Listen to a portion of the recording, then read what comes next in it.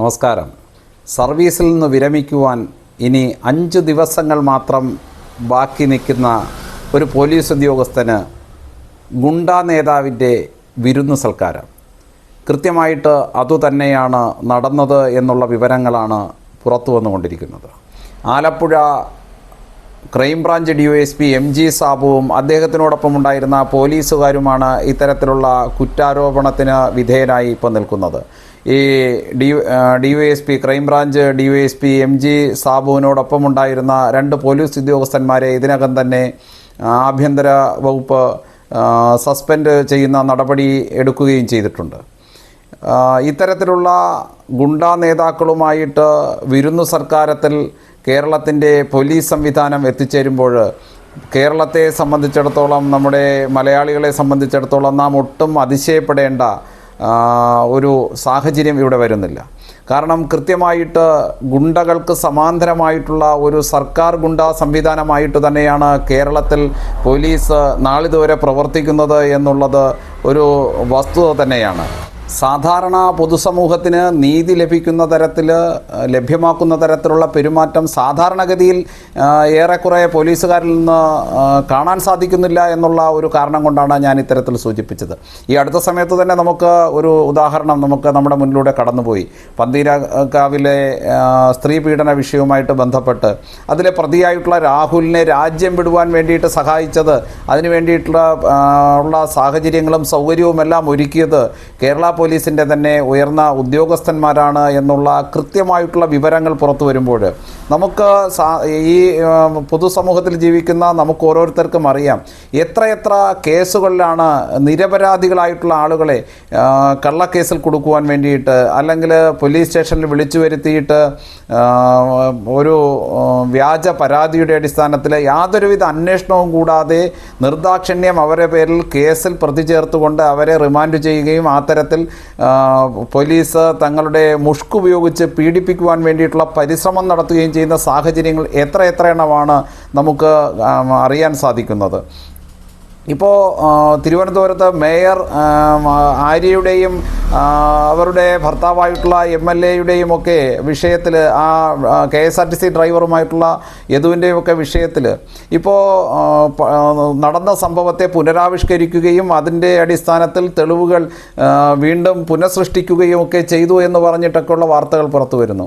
ഇപ്പോൾ കൃത്യമായിട്ട് പറഞ്ഞാൽ ഈ നടന്ന ബസ്സിൽ നിന്ന് ഇത്തരത്തിലുള്ള ആംഗ്യം കാണിച്ചു കഴിഞ്ഞാൽ വാഹനത്തിൽ കാറിലിരുന്നാൽ കാണാൻ സാധിക്കുമോ എന്നുള്ള രീതിയിലൊക്കെ രാത്രി ഈ ബസ്സും കാറും ഒക്കെ ഉപയോഗിച്ച് കേരള പോലീസ് കൃത്യമായിട്ട് അത് പരിശോധിച്ചിട്ട് ഈ വലിയ ബസ്സിൽ നിന്ന് ഡ്രൈവർ അത്തരത്തിൽ ഇത്രയും ദീർഘദൂര സർവീസ് കഴിഞ്ഞ് വന്ന് ആംഗ്യം കാണിച്ചതായിട്ടും, അങ്ങനെ കാണിച്ചാൽ റോഡിൽ പോകുന്ന ഒരു കാറിൽ യാത്ര ചെയ്യുന്ന യാത്രക്കാർക്ക് അത് കാണാൻ സാധിക്കുമെന്നുമൊക്കെയുള്ള തെളിവുകൾ അതിവിദഗ്ധമായി ഞങ്ങൾ കണ്ടുപിടിച്ചു, അതുകൊണ്ട് ഡ്രൈവർ യദു കുറ്റക്കാരനാണ് എന്നൊക്കെ സ്ഥാപിച്ചതായിട്ടൊക്കെയുള്ള വാർത്തകളൊക്കെയാണ് പുറത്തു വന്നുകൊണ്ടിരിക്കുന്നത്.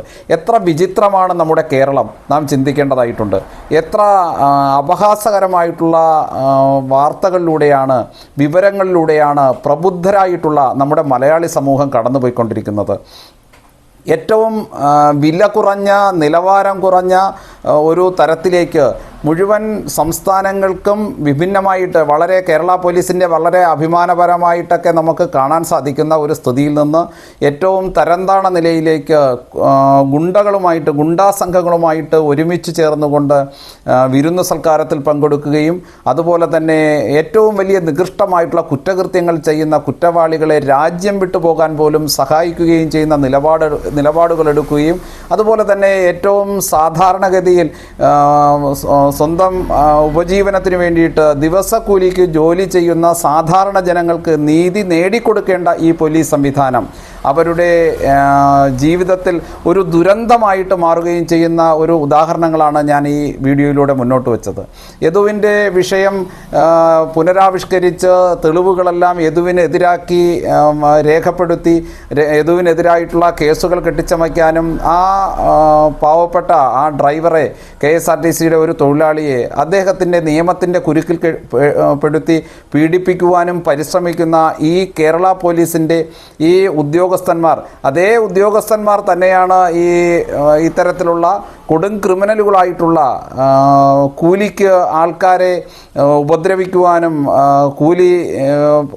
കൂലി കൈപ്പറ്റിക്കൊണ്ട് ആൾക്കാരെ കയ്യേറ്റം ചെയ്യുവാനുമൊക്കെ നടക്കുന്ന ഇത്തരത്തിലുള്ള ഗുണ്ടാ സംഘങ്ങളുടെ ഇടയിൽ വന്ന് പങ്കെടുത്തിട്ട് അവരുടെ കൂടെ സൽക്കാര സദ്യകളിലൊക്കെ പങ്കെടുത്തിട്ട് ആഘോഷവേളകളൊക്കെ സൃഷ്ടിച്ചുകൊണ്ട് മുന്നോട്ട് പോകുന്നത്. ഇത് കൃത്യമായിട്ട് നമ്മുടെ കേരളത്തിൻ്റെ എല്ലാ തരത്തിലുമുള്ള അധപ്പതിച്ച ആഭ്യന്തര സംവിധാനത്തിൻ്റെയും ഇവിടുത്തെ സർക്കാർ സംവിധാനത്തിൻ്റെയും ഒക്കെ നേർക്കാഴ്ചകൾ തന്നെയാണ്. നമ്മുടെ ജനാധിപത്യ ബോധത്തോടു കൂടിയിട്ട് വളരെയധികം പുരോഗമന ചിന്താഗതിയോട് കൂടിയിട്ട് വോട്ട് രേഖപ്പെടുത്തി ഈ സർക്കാരിനെയൊക്കെ അധികാരത്തിൽ കൊണ്ടുവന്ന് ഇത്തരത്തിലുള്ള സാഹചര്യമൊരുക്കിയ പ്രബുദ്ധരായിട്ടുള്ള മലയാളി സമൂഹം ഇതെല്ലാം കൃത്യമായിട്ട് അനുഭവിച്ചേ മതിയാകൂ എന്നുള്ള സാഹചര്യത്തിലൂടെയാണ് കേരളം കടന്നുപോയിക്കൊണ്ടിരിക്കുന്നത്.